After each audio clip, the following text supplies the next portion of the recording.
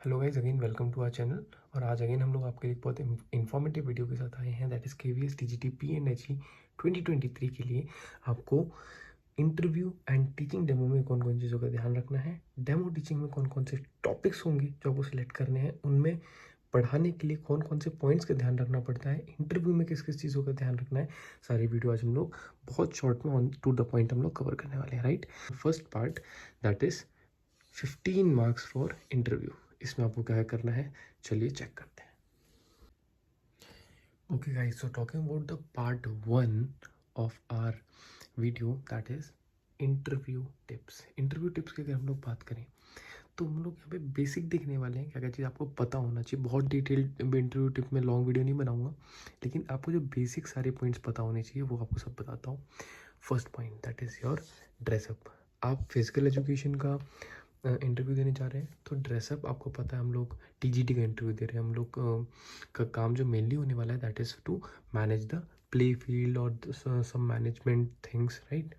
Mainly हम लोग उसके लिए जाने वाले हैं, that is TGT post. Okay, so TGT post के लिए जा रहे हैं तो ये सोच के मत जाना कि हम लोग एज अ कोच बनने जा रहे हैं। Coach and TGT permanent KV teacher में बहुत डिफरेंस होता है, राइट। कोच के लिए हो सकता है आपको 1 से 2 आपके साथ एसोसिएट्स भी मिले जो कि आपके फील्ड पे काम करने में हेल्प करेंगे, राइट।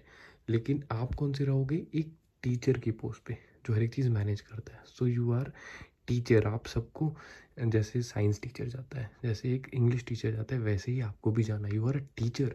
आप फिजिकल एजुकेशन के गुरु हो, ठीक है। सिर्फ स्पोर्ट्स खिलाने जा रहे हो, स्पोर्ट्स एक पार्ट है फिजिकल एजुकेशन का, not complete physical education, right. तो इस माइंडसेट से आप समझ सकते हो कि हमारा ड्रेस कोड जो रहेगा अगेन वो क्या रहेगा, फॉर्मल रहेगा। क्यों, एक टीचर का ड्रेस कोड रहता है दैट इज़ फॉर्मल। बहुत फंकी ड्रेस मत पहनना, नॉर्मल आप शर्ट पैंट। एंड गर्ल्स के लिए जो भी अटायर रहता है, साड़ी रहता है, आप उस पर जा सकते हैं। बहुत सारे लोगों ने वीडियो बनाई है, you can check out that video also. Okay, come to the second point that is documents. ये बहुत इंपॉर्टेंट पॉइंट है। इसमें कई लोग अपनी जॉब गवा देते हैं, मजाक नहीं कर रहा हूँ। अगर आपने इंटरव्यू क्लियर कर लिया, आपने रिटन एग्जाम क्लियर कर लिया, आपने टीचिंग डेमो अच्छा कर लिया, स्टिल आप बाहर हो जाओगे डॉक्यूमेंट्स की वजह से, तो आपको लाइफ टाइम रिग्रेट होगा, राइट। तो अभी से आप चेक कर लीजिए KVS क्या क्या डॉक्यूमेंट मांगता है। कास्ट सर्टिफिकेट वाले हो गए, अगर EWS वाले हैं तो वो लोग भी हो गए। अगर आपका कह सकते हो कोई भी डॉक्यूमेंट, जैसे कि बायो वाला फॉर्म आएगा वो तो चलो कुछ टाइम बाद आप फिलअप कर सकते हो, लेकिन जो बेसिक डॉक्यूमेंट्स है 10th 12th ग्रेजुएशन, ये सारी चीज़ें अगर आपके पास नहीं है, मिल नहीं रही है, अभी से आप कुछ ना कुछ चेक करके रखो, सेट करके रखो। Third point that is language command. ये मैंने अलग से क्यों ऐड किया है, क्योंकि हो सकता है आपके पास ड्रेस कोड अच्छा हो, डॉक्यूमेंट्स अच्छे हो, नॉलेज बहुत अच्छी हो, लेकिन आपको बातचीत करनी नहीं आती। हाँ, आपको पता होगा लैंग्वेज में 2-3 चीज़ें आती हैं। लैंग्वेज में हो सकता है आपकी ग्रामर भी आती है। आप इंग्लिश में कौन सा grammar, past tense, future tense, Hindi में भी बहुत सारी चीज़ें अलग अलग हैं, तो आप उनको कैसे यूज़ कर सकते हो, ये लैंग्वेज फ्लुएंसी में आएगी, राइट। लेकिन सेकंड चीज़ कौन सी आती है कि आप जो भी चीज़ बोल रहे हो, right, you are speaking anything, तो उस स्पीकिंग में आप कितना हॉल्ट ले रहे हो। हॉल्ट मीन्स क्या होता है, गैप लेना। जैसे कि मैं भी बात कर रहा हूँ, ठीक है, मैं ऐसी बात कर सकता हूँ। देखिए, हम इंटरव्यू टिप्स की बात करने वाले हैं, ड्रेस कोड होता है, डॉक्यूमेंट्स होते हैं, लैंग्वेज। ऐसे नहीं करना है। हम लोग कैसे बात करते हैं, today we are going to talk about the interview tips. Okay, इस इंटरव्यू टिप में first thing that will talk about is the dress up. तो ये कुछ बेसिक चीज़ें होती हैं, हमको कितना रुकना है, कितनी पिच को मॉड्यूलेट करना है, ये सारी चीज़ें आपके स्पीकिंग में आती हैं। अगर आपको स्पीकिंग के ऊपर, ग्रामर के ऊपर, लैंग्वेज कमांड के ऊपर एक वीडियो चाहिए, you can comment me also, I will make a separate video for that part. लेकिन ये आपकी पूरी क्वालिटी शो करता है। इंटरव्यूअर आपको मेनली देखने ही आया है कि जिस इंसान ने इतनी नॉलेज के साथ ये क्वालिफाई किया है, क्या वो अपने KVS के एज अ टीचर रिप्रेजेंट कर पाएगा बच्चों के सामने, पेरेंट्स के सामने। तो उसके लिए ये एक बहुत इंपॉर्टेंट पॉइंट है। Okay, fourth point, let's come to the fourth point that is gestures and postures. आपके मैं इसको एक वीडियो में बता चुका हूँ, आपने अगर वो शॉर्ट वीडियो नहीं देखी तो आप देख सकते हैं। जेस्चर्स एंड पोस्चर्स के बारे में अगर बात करें, क्या होता है, पोस्चर मीन्स हमारा बॉडी लैंग्वेज, जेस्चर्स मीन जो नॉन वर्बल कम्युनिकेशन हम लोग करते हैं। हम लोग हैंड मूवमेंट कैसा कर रहे हैं, हम लोग बैठ कैसे रहे हैं, ये सारी चीज़ें, जेस्चर्स, पोस्चर और एक्सप्रेशंस कैसे दे रहे हैं, तो ये सारी चीज़ें भी बहुत मैटर करती हैं। आप लोग बहुत एक्सेसिवली हंस रहे हो, हाँ हाँ सर, बहुत फ्रैंक नहीं लगना है, बहुत सीरियस नहीं लगना है, मिडिल में आप कॉन्फिडेंट भी लगे, ओवर कॉन्फिडेंट भी ना लगे। ऐसी कौन कौन सी टिप्स होती है? पोस्चर्स हम पीईटी का दे रहे हैं, अगर हम लोग थोड़े बहुत भी झुक के बैठ रहे हैं हमारी पर्सनालिटी बहुत ख़राब शो करेगा, तो इसके ऊपर भी ज़रूर काम करें। एंड फिफ्थ पॉइंट जो सबसे इंपॉर्टेंट होगा इंटरव्यू का, दैट इज़ योर कॉन्फिडेंस। अब कॉन्फिडेंस के लिए आपको क्या करना पड़ेगा? सबसे पहले आपके पास नॉलेज होगा तभी तो कॉन्फिडेंस आएगा। तो नॉलेज के लिए आपको कुछ पॉइंट्स प्रिपेयर करने हैं। सबसे पहली चीज़, sports related current affair and GK. Okay, क्यों? हो सकता है आपसे करंट स्पोर्ट्स मिनिस्टर पूछ ले, हो सकता है आपसे करंट खेलो इंडिया का आपके जो स्पोर्ट्स में स्पेशलाइजेशन है उसके बारे में आपसे पूछ ले कि पहला गेम या फिर ये इंडिया में पहली बार इसकी फेडरेशन कब बनी थी, वो सब आता है जीके में।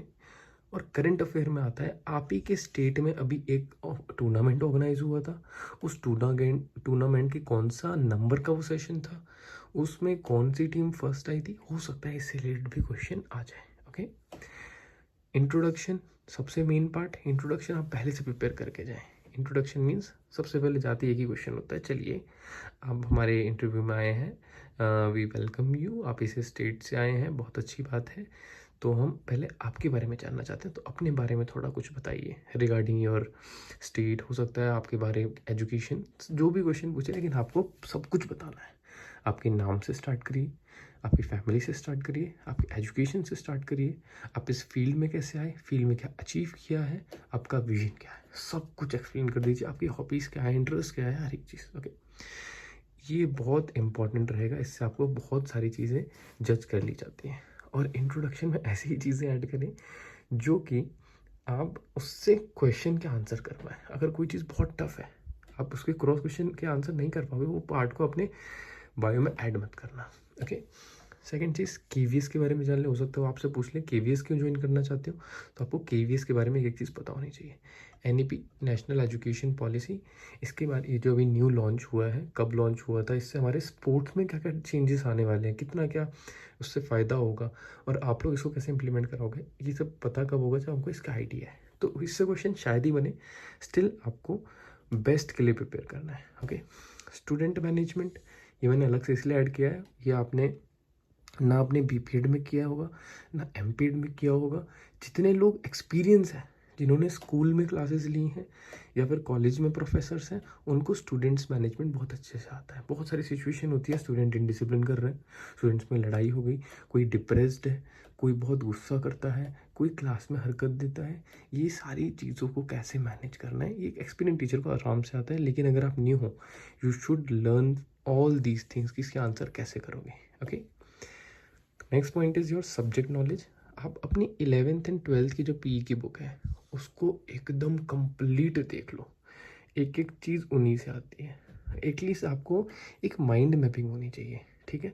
अगर आपसे पूछ लेता है स्पोर्ट्स ट्रेनिंग क्या होती है, तो आपके दिमाग में तुरंत क्लिक करना चाहिए स्पोर्ट्स ट्रेनिंग, नॉर्मल ट्रेनिंग क्या होती है उसको स्पोर्ट्स में ऐड करना है। वो आपसे पूछ ले ट्रेनिंग में कौन कौन सी चीज़ें होती हैं, तो आपको तुरंत दिमाग में speed, strength, endurance, flexibility, coordination, बहुत सारी चीज़ें होती हैं, सब दिमाग में तुरंत आ जाए। इतना इतना नॉलेज सबका लेके चलो। ओके, एंड इसके कुछ टर्मिनोलॉजीज। तो 11-12 पी के बाद आपको कुछ ग्रेजुएशन के जो कॉमन टॉपिक्स हैं, जो कि सबसे ज़्यादा पूछे जाते हैं, ऐसे टॉपिक्स पिक आउट करिए। बहुत डिटेल पढ़ने की ज़रूरत नहीं है, बहुत डेप्थ में वहाँ पर क्वेश्चन नहीं आने वाले, लेकिन आपको बेसिक चीज़ें पता होनी चाहिए। टेंडन्स के बारे में पूछ लेते हैं, लिगामेंट्स के बारे में पूछ लेते हैं, आपके बॉडी के सिस्टम्स हो गए, थोड़ा बहुत बायोमैकेनिक्स के बारे में पूछ सकते हैं, राइट। तो ऐसी कुछ चीज़ें, साइकोलॉजी हो गई, तो ये कुछ टॉपिक्स होते हैं जो थोड़े बहुत डिटेल 11-12 के बाद भी मिलेंगे। तो एक नज़र ग्रेजुएशन पे भी। Okay, let's come to next point. Confidence लाने के लिए आपको पी फील्ड में प्रोफेशनल दिखना है कि हाँ यार, इस बंदे को फिजिकल एजुकेशन फील्ड में प्रोफेशनल, इसको सब आता है। कैसे? अगर आप अपने स्पोर्ट्स में अच्छे होगे ना जेन्युइनली, तो आप स्पोर्ट्स का एक एक आंसर कर दोगे। रूल्स क्या है, उसमें कौन कौन सी बेसिक स्किल्स यूज़ होती हैं, ये सारी चीज़ें आप बता दोगे। टूर्नामेंट ऑर्गेनाइज़ कैसे कराना है, ऑर्गेनाइज़ कराने में बहुत सारी चीज़ें लगती हैं। पहले तो रिक्वायरमेंट होती है, पूरा मैनेजमेंट होता है, कमिटीज़ बनती हैं, उसके बाद फिक्सचर्स डालना होता है। ये सारी चीज़ें एक प्रोफेशनल पीई वाले पर्सन को आती हैं। ओके, और क्या आती है प्रोफेशनल पीई पर्सन को, ग्राउंड मार्किंग कैसे करनी है। आपको दे दिया है छूना, आपको दे दिया है रस्सी, आपको दे दिया है मेजरिंग टेप, आपको दे दिए कुछ असिस्टेंट, आप बताइए ग्राउंड मार्क कैसे करोगे। आपको एक ग्राउंड है, अब बताइए किसको बेस लेके कैसे स्टार्ट करोगे। ये एक नई चीज़ होती है, ये आपको जो कॉपी में इंसान करा हुआ है, पढ़ा हुआ है, उसको ये चीज़ में बहुत दिक्कत आने वाली है। तो ग्राउंड मार्किंग भी आप सीख के जाएँ। And situation handling, situation handling जो मैंने आपको यहाँ पर बताई, स्टूडेंट मैनेजमेंट, ये सिचुएशन हैंडलिंग भी पी प्रोफेशनल इंसान की क्वालिटी होती है। सो ये मैंने कुछ बात करी आपसे interview tips for physical education P and H student in the part 1। Okay, so we talked about the part 1 for the interview tips. Interview tips में हमने सारे पॉइंट्स कवर कर चुके हैं, होप आपको सब समझ में आया हो।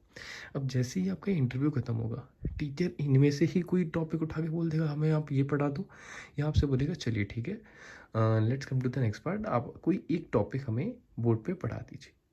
अब वो टॉपिक पढ़ाने वाले पार्ट को बोलते हैं डेमो टीचिंग। अब डेमो टीचिंग में क्या टॉपिक पिक करना है, कितना टाइम लेना है, कैसे स्टार्ट करना है, क्या चीज़ें नहीं करनी है, उसके बारे में हम लोग पार्ट 2 में बात करते हैं। This is about the part 1, let's start with the part number 2। Okay guys, so coming to the part number 2, that is the demo teaching part. Okay, और ये पार्ट बहुत इंपॉर्टेंट होने वाला है क्योंकि ये इन्फॉर्मेशन आपको पूरे एंटायर यूट्यूब में कहीं नहीं मिलने वाली। ओके, सो डेमो टीचिंग को कैसे बहुत अच्छा आप कर सकते हो, अच्छे की बात नहीं कर रहा हूँ, बहुत अच्छा मीन्स आप इम्प्रेसिव कर सकते हो उनको। कैसे, इन 5-6 टिप को फॉलो करना है। सबसे पहली tip that is your board utilization. ठीक है, पहले मैं आपको ये सारी 6 की 6 टिप्स दिखा देता हूँ, you can take the screenshot also, लेकिन आपको ये जो चीज़ मैं एक्सप्लेन करूँगा वो इंपॉर्टेंट होता है। ओके, तो take the screenshot and listen carefully. Okay, board utilization, board utilization बहुत इंपॉर्टेंट चीज़ है। अगर आज तक आपने कभी बोर्ड पे क्लासरूम टीचिंग नहीं करी है, क्योंकि हमारा एमपीएड में आप देख सकते हो क्लासरूम टीचिंग होता है, और बीपीएड में भी कई लोग क्लासरूम टीचिंग करते हैं। हमारे जहाँ से मैंने डिग्री करी है वहाँ पर classroom teaching was not the part, लेकिन मैंने पढ़ाया है वहाँ पर भी। ओके, बोर्ड यूटिलाइजेशन, उसका फॉर्मेट क्या होता है, राइट। एक तरफ आपको क्या लिखनी है, अटेंडेंस क्या होती है, total strength, present, absent. Okay, एक तरफ डेट, क्लास, सेक्शन, डे, ये सारी चीज़ें लिखनी होती है, एंड बीच में आपका आता है टॉपिक। तो आपको अगर टाइम मिलता है तो ये फॉर्मेट रेडी रखना है, नहीं मिलता तो बीच में टॉपिक स्टार्ट करके एटलीस्ट साइड में डेट डाल सकते हैं।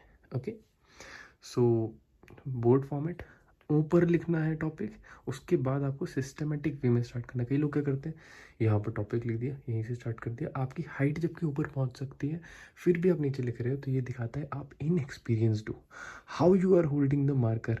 कई लोग ऐसे पकड़ के भी लिखते हैं, मैंने देखा है, कई लोग ऐसे पकड़ के लिखेंगे, है ना, कई लोग ऐसे दूर से पकड़ के ऐसे लिख रहे होंगे। तो आपको मार्कर पकड़ने का तरीका भी आपका एक सिस्टमेटिक होना चाहिए, ऑड ना लगे। पकड़ने की कोई एग्जैक्ट टेक्निक नहीं है, लेकिन बस जो ख़राब ना लगे वो सारे तरीके चलेंगे। ओके, सो बोर्ड यूटिलाइजेशन पे काम करें। ये कैसे होगा, बोर्ड ले लीजिए, प्रैक्टिस करिए घर पे। ओके, वीडियोस देखिए लोग कैसे पढ़ाते हैं। ठीक, second point that is your hand writing, drawing, flow chart and points. ये बहुत इंपॉर्टेंट पॉइंट है आपके डेमो टीचिंग के लिए। पहली चीज़ हैंड राइटिंग, जितने भी लोग को लग रहा है ना अरे नॉलेज बहुत अच्छी है, सबको तो अच्छा है, लेकिन आप लिख कैसे रहे हो, फी जी कल, अच्छा मेरी तो राइटिंग जो है वही आ रही है, मैं तो राइटिंग बिगाड़ भी नहीं पा रहा हूँ, लेकिन आपकी राइटिंग अगर बहुत ख़राब आती है, ओके, वो राइटिंग ख़राब, आप कितना भी अच्छा पढ़ा लो, इम्प्रेशन ख़राब देगा। क्योंकि एक बहुत इंपॉर्टेंट फैक्टर होता है टीचर बोर्ड पे कैसा लिख रहा है, वो कहीं ना कहीं उसकी एक क्वालिटी शो करता है। तो आपको कहीं ना कहीं हैंड राइटिंग पे बहुत काम करना है। हैंड राइटिंग कैसी, बहुत सुंदर नहीं, कैलीग्राफी नहीं, ऐसी कि सबको क्लियरली विजिबल हो, समझ पाए, वो हैंड राइटिंग अच्छी हैंड राइटिंग होती है। Okay, second is your drawing. अगर आपने कोई ऐसा टॉपिक लिया है जिसमें ड्राइंग है, हार्ट है, आपको बनाना ही है, लंग्स है, राइट, आपने किडनी का कोई टॉपिक ले लिया है, या फिर कोई भी एट्सेट्रा, कोई भी टॉपिक हो सकता है, तो आपकी ड्राइंग अच्छी हो तभी लेना, ड्राइंग अच्छी नहीं है डोंट टेक दैट टॉपिक। लेकिन स्टिल अगर आपको कोई टॉपिक मिल गया, ड्राइंग बनानी है, तो पहले से प्रैक्टिस करके रख लो। बोर्ड पे ड्राइंग बनाना और पेपर में ड्राइंग बनाने में बहुत फ़र्क होता है। Okay, next is flow chart. Flow chart हम इसको बोलते हैं just like a mind mapping. इसको यूज़ करना, अगर आपको कोई भी टॉपिक है आप उसको इस तरीके से फ्लो चार्ट की तरह बना के दिखाना। ओके, नेक्स्ट इज पॉइंट्स, अगर कोई भी चीज़ आपको बतानी है इस तरीके से पॉइंट्स में लिखिए, ये चीज़ें इंसान के दिमाग में रहती हैं, प्लस बोर्ड पे भी एक रिप्रेजेंटेशन बहुत अच्छा होता है। तो ये कुछ तरीके हैं जो आजकल सभी लोग यूज़ करते हैं, बाकी आउटडेटेड हो चुके हैं तरीके, राइट। पैराग्राफ वाला तरीका बिल्कुल यूज़ मत करना, आप सब कुछ लिख रहे हो बोर्ड पे, क्योंकि कई लोग नर्वस होकर लिखना स्टार्ट कर देंगे। अभी से बता रहा हूँ, ये गलती बिल्कुल भी मत करना, राइट। ये मिस्टेक बहुत लोग करने वाले हैं, only writing and then speaking. देखो मैं आपको बता रहा हूँ एक तरीका, देखो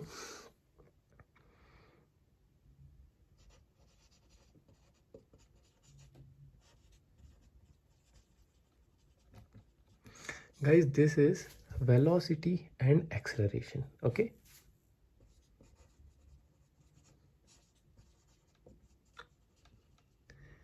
this is speed and distance. देखिए, जब मैं इस पीरियड में शांत होता हूँ उस समय ये इंप्रेशन बहुत ख़राब पड़ता है। उस बीच आपके बच्चे मस्ती कर सकते हैं, उस बीच आपका अटेंशन हट सकता है। तो आपको एक नज़र बच्चों की तरफ भी रखनी है और एक नज़र बोर्ड की तरफ भी रखनी है। इस तरीके से आपको लिखना है। दूसरी चीज़, शांत नहीं होना है इस बीच में, आपको कंटिन्यूस बोलते भी चलना है, जिससे कि आपको दिखे कि आप एक एक्टिव टीचर हो, राइट। एक तरीका क्या होता है, मैं आपको पढ़ाते भी जा रहा हूँ, राइट। मैंने आपको सेम टॉपिक बता देता हूँ। मैंने आपको बताया, ओके स्टूडेंट्स, तो आज हम लोग पढ़ने वाले हैं बायोमैकेनिक्स का एक पार्ट, जिसमें कि हम लोग पहले बात करने वाले हैं किसकी, that is first velocity, and second जो हम लोग बात करेंगे that is of acceleration, right. आप लोगों ने इनके बारे में सुना ही होगा, वेलोसिटी एंड एक्सेलरेशन। एंड उसके बाद आपको स्पीड एंड डिस्टेंस के बारे में आइडिया होगा। आपको अपनी स्पीड बढ़ाती चलनी है, ठीक है। जितनी स्पीड में आप बोल पाओ उतनी स्पीड में लिखना। इस तरीके से आप बहुत चीज़ें कवर कर लोगे। आपको भागना नहीं है, आपको सेम स्पीड पे ही उसको कंटिन्यू करना है, ओके। जिसमें समझ में आए, कई लोग पैनिक करके स्पीड बढ़ा देंगे, वो मत करना, okay. Let's come to the third point.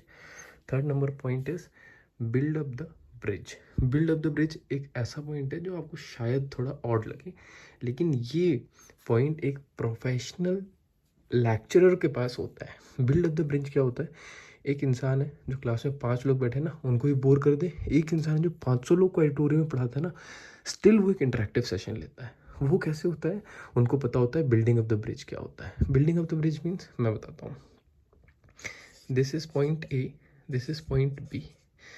मैं इसको ये पॉइंट समझा रहा हूँ, सीधे बोल रहा हूँ। फॉर एग्जांपल मान लेते हैं ये इंजीनियर था, ये डॉक्टर था, ठीक है। मैं इसको डॉक्टरी के बारे में कुछ बता रहा हूँ डायरेक्ट इंजीनियर को, ठीक है। उसको कोई पल्ले नहीं पड़ेगा, लेकिन जब मैं उससे रिलेट करूँगा कि आप ये जो काम कर रहे हो इस फील्ड में मेडिकल साइंस कैसे हेल्प करती है, आपको मेडिकल साइंस की मदद से क्या फ़ायदा होगा, ये क्यों ज़रूरी है, तब वो टॉपिक जब हम उसको समझाएंगे तब उसको रिलेट करेगा। So this is called as building up the bridge. अब ये मैं टॉपिक क्यों बता रहा हूँ, जैसे कि आपने कोई टॉपिक लिया, फॉर एग्जांपल हार्ट, ठीक है, और आपने सीधे पढ़ाना स्टार्ट कर दिया, हार्ट ये होता है, इसके 4 चेम्बर्स होते हैं। This is wrong, okay. अब हार्ट सर्कल नहीं होता है, आपको पता है कैसा होता है, ठीक है, इस पर ध्यान मत देना। हार्ट के बारे में आपने सीधे बताना स्टार्ट कर दिया। सेकंड तरीका क्या होगा, today we are gonna study about our human body part, that is your most busiest part of the body. सबसे बिजिएस्ट पार्ट कौन सा होता है, ओके। सबसे इंपॉर्टेंट पार्ट कौन सा होता है, चलो इंपॉर्टेंट सारे होते हैं, लेकिन एक ऐसा पार्ट है जो पार्ट अगर बंद कर दे तो आपकी बॉडी डेड हो जाएगी तुरंत। सो वो कौन सा पार्ट है, तो ऐसे करके कुछ क्वेश्चंस आपने पूछे, ओके। सो लोगों का आंसर बहुत सही था, we are gonna talk about the heart. अब इसके बारे में जानना क्यों ज़रूरी है, because this is very important part of our body, और इसी की मदद से हमारे बॉडी के मैक्सिमम ऑर्गन्स काम करते हैं। और इसके अगर हमको आइडिया होगा तो हम लोग बहुत सारे हेल्थ एंड डिजीज से बच सकते हैं, बहुत सारी चीज़ों को क्योर कर सकते हैं, बहुत सारे डाइट प्लान्स बना सकते हैं।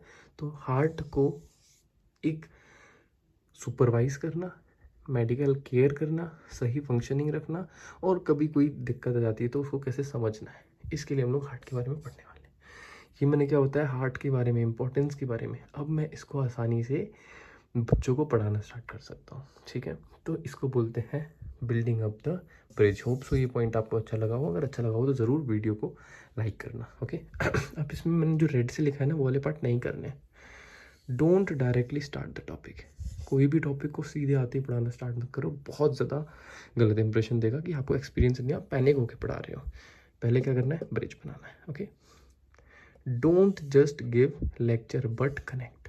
सेम चीज़, लेक्चर नहीं देना है। लेक्चर देना क्या होता है, आप बस बोले जा रहे हो, this is hard, this is this, this is this, this is this, आपने एक इंटरेक्शन नहीं किया। सेकेंड वे, मैंने बताया किस चेम्बर से किस चेम्बर में ब्लड आया। ओके, उसके बाद लंग्स में कैसे गया, लंग्स में जाने के बाद थर्ड चेम्बर में आया। अच्छा चलिए, आप एक चीज़ मुझे बताइए, इस जो आर्टरी से या वेन से हमारे लंग्स में ब्लड गया है, ओके, इसको क्या बोलते हैं, ये कौन सा ब्लड कैरी करता है? क्या कोई स्टूडेंट आंसर दे पाएगा? ये एक्सेप्शन है।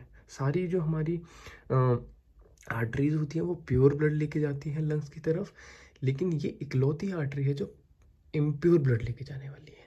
ओके, तो इसको क्या बोलते हैं, राइट? तो ऐसे करके कुछ चीज़ें आपको क्वेश्चन भी पूछना है। इंटरव्यूअर आपको बच्चा समझ के आप चलिए, ठीक है, वो आंसर नहीं देंगे लेकिन आपको मान लेना है। अच्छा ठीक है, आप आपसे अच्छा ये किसी को नहीं पता, अच्छा ठीक है, आपने करेक्ट आंसर दिया, that is pulmonary artery, coronary when. इस तरीके से आपको इसके बारे में कम्युनिकेशन करना है, मीन्स बच्चों से कनेक्ट करते हुए चलना है। ये एक बहुत परफेक्ट मेथोडोलॉजी होती है, बहुत एक्सपीरियंस टीचर ही ये कर पाते हैं। लेकिन मैंने आपको ये पॉइंट्स पहले से बताए हैं, ये वीडियो सिर्फ आज के लिए नहीं है, आपको लाइफ टाइम काम आने वाली है, राइट? तो इसको ज़रूर सेव करके भी रखें, और ज़रूर अगर आपको वीडियो अच्छी लगी हो, ये एफर्ट्स काम आ रहे हो, तो कमेंट ज़रूर करना। Okay, fourth point, that is be good in subject knowledge. अब ये पॉइंट क्यों मैं बोल रहा हूँ, राइटिंग अच्छी हुई, बोर्ड यूटिलाइज अच्छा कर रहे हो, आप ब्रिज भी बना रहे हो, लेकिन ब्रिज नॉर्मली बना दिया, आपको नॉलेज कुछ भी नहीं है, उल्टा फुल्टा पढ़ा रहे हो, किसी काम का नहीं है, डेमो टीचिंग इज ज़ीरो। लेकिन नॉलेज अच्छी है, ये सारी चीज़ें खराब है, तो भी डेमो टीचिंग मार्क्स कट जाते हैं। तो सब्जेक्ट नॉलेज तो बेस है, ठीक है।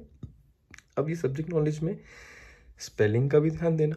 अगर मैंने आपको बोला, आपने फॉर एग्जांपल कोई मसल का वर्ड यूज़ किया है, दैट इज स्ट्रिएटेड मसल, अब आपको स्ट्रिएटेड लिखना नहीं आता, you are writing striated, this is not the spelling of striated muscle और वॉलेंट्री मसल, ठीक है, ये रॉन्ग होती है। तो ऐसे कुछ टर्म्स होते हैं जिनकी स्पेलिंग कभी गलत नहीं होनी चाहिए।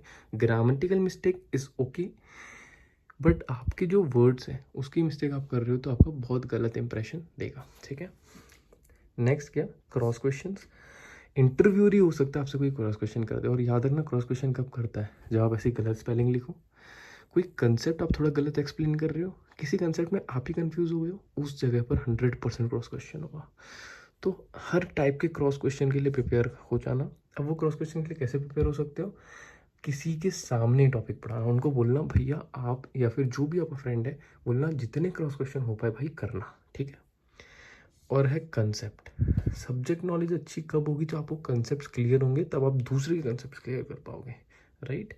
लीडर कौन होता है, जो पहले उस रास्ते में चलता है फिर दूसरों को फॉलो कराता है। तो आप जब वो खुद समझोगे, आप खुद को रख के देखो कि आप ये एक्सप्लेन कर रहे हो, कि आप बैठे हो तो आप खुद समझ पाते, आंसर इज नो और यस। अगर यस है तो उस तरीके को फॉलो करिए, राइट। तो सब्जेक्ट नॉलेज बहुत इंपॉर्टेंट है, आपको सारे टॉपिक्स जो हैं जो आपने प्रिपेयर करे हैं उनकी कमांड बहुत स्ट्रांग होनी चाहिए, ठीक है। Fifth point, teaching methodology. अब ये टीचिंग मैथडोलॉजी तो भैया अपन सिर्फ पढ़े हैं, लेकिन इसको यूज़ कैसे करना है, सबसे पहली चीज़ टीचिंग मैथडोलॉजी होता क्या है, किस तरीके से आप पढ़ाने वाले हो, उसी को बोलते हैं टीचिंग मैथडोलॉजी, ठीक है। सबसे पहली चीज़, लेक्चर देना बिल्कुल मत करना, पकाऊ होने वाले हो आप। याद है हम लोग स्कूल्स या कॉलेजेस में बोलते थे, अरे यार इसकी क्लास में मज़ा नहीं आता यार, आएगा ये भग भग चालू कर देगा, इसको कोई मतलब नहीं है। उसमें सब क्लास में क्या करते हैं, पीछे टिफ़िन खा रहे हैं, मस्ती मार रहे हैं। लेकिन वहीं एक लेक्चर ऐसा भी होता है, यार ये मैम हमारी, उनकी क्लास में मज़ा आएगा। क्यों, वो एक अच्छा हेल्दी माहौल बनाती हैं, सबसे इंटरेक्ट करती हैं। वो इंसान होता है एक प्रोफेशनल टीचर, वो इंटरेक्टिव सेशन, क्वेश्चंस पूछना, ये सारी चीज़ें करता है। तो आप याद रखो, आप जब ब्रिज बनाओगे, आप जब लोगों से क्वेश्चंस करोगे, आप जब लोगों को बार बार पिक करोगे, तो ये सारी चीज़ें किस में आएंगी, एक इंटरेक्टिव सेशन में। और इंटरेक्टिव सेशन के लिए क्वेश्चंस पूछने ज़रूरी हैं बीच बीच में, ठीक है। तो ये हो गया आपका teaching methodology part. And last is gestures and postures. Again आप अपने हैंड्स को यूज़ करिए, जैसे कि देखिए मेरा एक ही हाथ है, अभी मैं आपको अपना चेहरा नहीं दिखा रहा हूँ, ओके। मेरा एक ही हाथ है, लेकिन मैं वहाँ पर जब पढ़ाऊँगा I will be using my both the hands, okay. उसके बाद मेरे एक्सप्रेशंस, मैं वहाँ पे स्माइल भी कर रहा हूँ, मैं वहाँ पे क्वेश्चन कर रहा हूँ, अच्छा आपको इतना नहीं पता, चलिए ठीक है मैं बता देता हूँ, मैं अपनी वॉइस मॉड्यूलेट कर रहा हूँ। तो ये सारी चीज़ें हमारे जेस्चर्स एंड पोस्चर्स में आती है। एक जगह खड़े होकर ही इंसान घबराने के चलते हैं हम लोग ये करते हैं, एक जगह खड़े होकर पढ़ाने लग जाएंगे। आपको थोड़ा मूव करते हुए पढ़ाना है जिससे कि दिखे कि आप कॉन्फिडेंट हो अपने सब्जेक्ट में, राइट। और फिर आपके फेशियल एक्सप्रेशन, हर एक चीज़ जो होते हैं वो ज़रूरी होते हैं। So these are all about the demo teaching part, जिनको आपको ध्यान रखना है एक टॉपिक पढ़ाते समय। लेकिन अब बड़ा क्वेश्चन, सब्जेक्ट नॉलेज सबकी लेके तो डेमो टीचिंग नहीं पढ़ाना है, हम कौन सा टॉपिक लें? अगर वो बोलता है चलिए अपना मनपसंदा डेमो टीचिंग पढ़ाइए, तो उसके लिए कौन सा टॉपिक लेके आपको पढ़ाना है, तो वो टॉपिक भी मैं आपको फिल्टर करके देने वाला हूँ कि कम टाइम में, है ना। इसमें एक पॉइंट और ऐड कर लेना, दैट इज़ द टाइम। ये सारी चीज़ें आपको कवर करनी है विद इन 5 to 10 मिनट्स। तो आप कम से कम 10 मिनट का तो प्रिपेयर करके जाना, कि 10 मिनट पढ़ाने बोले तो आप 10 मिनट पढ़ा पाओ, लेकिन वो आपको पहले ही स्टॉप कर देगा, ठीक है। तो कम टाइम में अच्छा एक्सप्लेनेटिव टॉपिक हो, क्योंकि आपको ज़्यादा थ्योरेटिकल टॉपिक नहीं पढ़ाना, नहीं तो एक्सप्लेन ही नहीं कर पाओगे। कोई ऐसा टॉपिक नहीं पढ़ाना जो आपकी फील्ड का ना हो, बहुत डिफिकल्ट हो। तो ऐसे कुछ टॉपिक्स फिल्टर करके आपके लिए मैं लेके आता हूँ नेक्स्ट वीडियो में, क्योंकि वीडियो बहुत लंबी हो जाएगी इसलिए मैं इसमें ऐड नहीं कर रहा हूँ। लेकिन अगर आप लोग कमेंट करते हो तो मैं ज़रूर उस वीडियो को लेके आऊँगा। So I need your interaction with me, right. हम लोग इंटरेक्शन बच्चों के साथ करेंगे, लेकिन आपका इंटरेक्शन इस वीडियो के साथ होना बहुत ज़रूरी है। सो डू कमेंट, जिससे मैं जल्दी से जल्दी आपको डेमो टीचिंग के टॉपिक्स की video physical and health education की लेके आ पाऊँ। So till then take care, all the best and do like and follow.